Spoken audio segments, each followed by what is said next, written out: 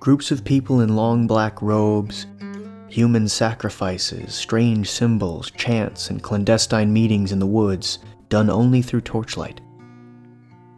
These are the things that are conjured up in one's mind when they think of cult rituals. For the most part, these are usually reserved for horror movies, books, and urban legends. But one case brought the possibility of the strange and deadly cult activity into reality. The murder of Jeanette DePalma.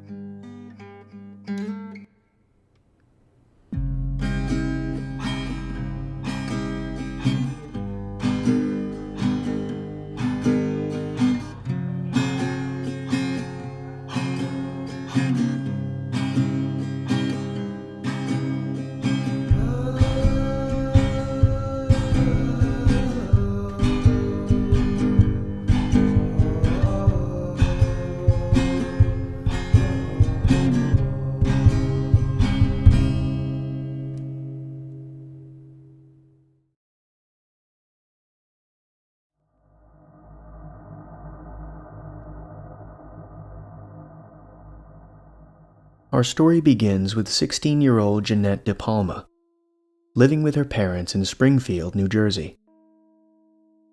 The time was summer, August of 1972. On that warm Monday, Jeanette told her mother that she would be leaving to take a train to a friend's house, something she had no doubt done at least a few times before. Thinking very little of it, her mother wished her goodbye, assuming she'd be returning later that evening. However, hours flew by, and now it was getting late. Later than Jeanette's parents expected her to be out. Beginning to get worried, Jeanette's parents contacted the friend who she was supposed to meet, only to discover that she never arrived. As their worries slowly started to descend into panic, Jeanette's parents now contacted the Springfield Police Department to file a missing persons report. The initial efforts to locate Jeanette proved fruitless. There simply weren't any clues or indicators as to where she had gone between her home and the train station. The trail for Jeanette quickly goes cold, until 6 weeks later, when a gruesome discovery is made. A man's dog returns to him on September 19th with something strange in its mouth. Initially, the owner assumes it's a twig or a stick that the dog found while running around in the woods. Upon closer inspection, the owner realizes that it is not a stick, but actually a decomposing forearm from someone's right arm. Immediately, police are called. After retracing the whereabouts of the dog, police found themselves at Hudai Quarry, an old rock quarry near Hidden Valley Park in the Watchung Reservation. And there, on a cliff known to residents as Devil's Teeth, authorities found the dead body of Jeanette DePalma. Although the body was now found, this discovery would prove to yield even more questions than answers, as the area and circumstances around Jeanette's death were being pieced together. Police noted that there was an arrangement of logs around Jeanette's body. At first, they took the presence of these logs to be completely natural, as it wouldn't be too strange for there to be logs in this area. But as they examined it a little closer, they came to a chilling realization. The logs were placed there, in that specific arrangement, on purpose, and they formed the shape of a coffin. Within the area where Jeanette's body was found were also tiny makeshift crosses fashioned out of branches and twigs. Other than this, little is known or can be verified regarding what else was actually present at the discovery of Jeanette's body. Sources and even first-hand accounts vary wildly, ranging from Jeanette's body being found on a makeshift altar, to authorities discovering small jars with dead animal parts inside, hung all around on the trees surrounding the body. While these latter claims can't be substantiated, the constant among the accounts seems to be the logs placed around the body in a coffin-shaped fashion and the tiny crosses found within the area of the body. Authorities immediately dismissed any notion that witchcraft or satanic cult activity could be involved, although this was the first thing that many turned to as an explanation. We'll get back to this later on. But in the meantime, authorities began their investigation, attempting to retrace Jeanette's footsteps or find anyone who she might have communicated with or even seen her at the time leading up to her death.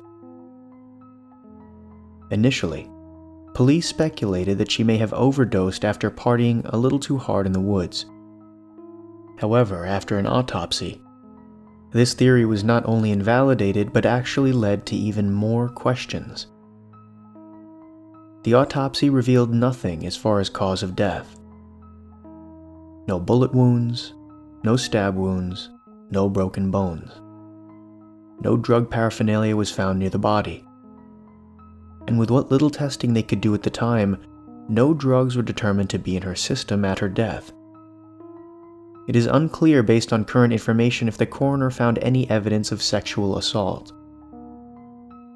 The coroner eventually concluded that Jeanette's cause of death was most likely by strangulation, although little is known as to why or how he came to that conclusion. It is not known to the public whether her hyoid bone was intact or not when her body was discovered. A broken hyoid bone being a common thing coroners will look for when trying to determine if strangulation was the cause of death. It was also noted that Jeanette had an unusually high amount of lead in her body, which investigators also could not explain. With an examination of the crime scene and body giving them more questions than answers, investigators seemed to be at a standstill. Until they got a tip that would lead them to their first real suspect. An anonymous individual called police and notified them of a homeless man who went by the name of Red, who would frequent the area near where Jeanette's body was found. What was even more curious is he seemed to leave the area rather quickly in the days after Jeanette first went missing. Police followed up on this lead and eventually found Red. After looking into him for a little while, however, police eventually ruled him out as a suspect. It is still unknown to the public as to why. Perhaps he had an alibi, or perhaps his circumstances at that time would have made it impossible for him to be the one to commit the crime. At this time, the public can only speculate. Now, with their only potential suspect out of play, investigators had nothing to go off of, and the case would quickly go cold, where it would remain to this day. However, the residents of Springfield have another theory as to what happened to Jeanette DePalma. In the months and even years leading up to Jeanette's death, residents of Springfield recount noting an increase in satanic cult activity and even witchcraft in and around their town. One resident who was in high school at the same time as Jeanette said that there was a group of people who practiced witchcraft, like a coven, and their activity in Springfield was exponentially increasing. Others claim, if you explore the woods near where Jeanette's body was found, you would see arrows carved into the trees pointing in the direction of the body. Some even claim that after Jeanette's death, mutilated animal parts were found in the same area, hung by ropes from trees as if part of some ritual. Many speculate that Jeanette had been captured by this witch cult and killed as part of some ritualistic sacrifice.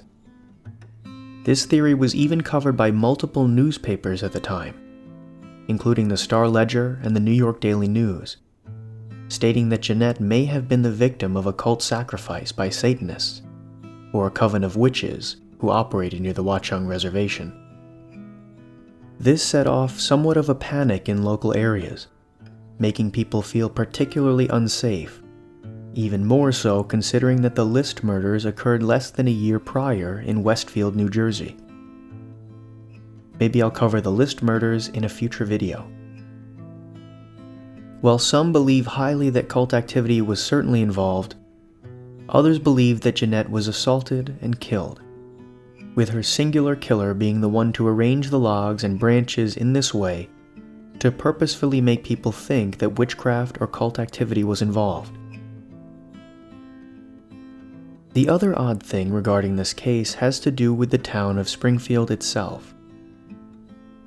Very quickly after leads began drying up, the case went cold very fast. Some even noting that Jeanette's case was pushed out of the public eye almost suspiciously fast. One anonymous resident of the town stating, "It would make sense that Springfield would cover up the murder so as not to tarnish the reputation of the town." So what happened to Jeanette DePalma? Was she the victim of an assault by someone clever enough to use the occult to throw the authorities and the public off their trail? Or did she really become the victim of human sacrifice in a deadly cult ritual? We may never know.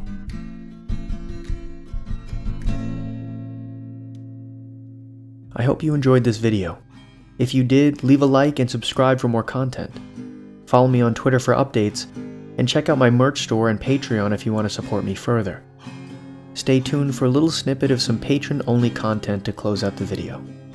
If you want to support me on there and get access to this content, you can check out my Patreon, which is linked in the description. I'll see you guys in the next one.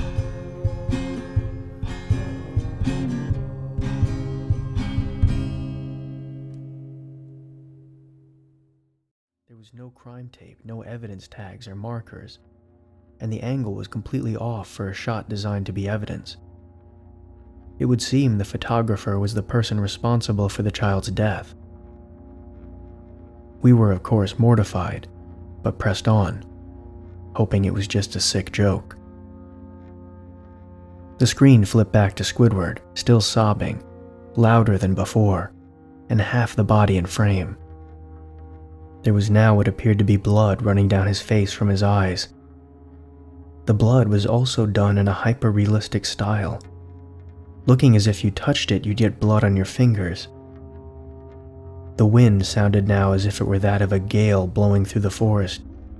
There were even snapping sounds of branches. The laughing, a deep baritone, lasting longer and longer intervals and coming more frequently. After about 20 seconds, the screen again twisted and showed a single frame photo. The editor was reluctant to go back, but he knew he had to. This time the photo was that of what appeared to be a little girl, no older than the first child. She was laying on her stomach, her barrettes in a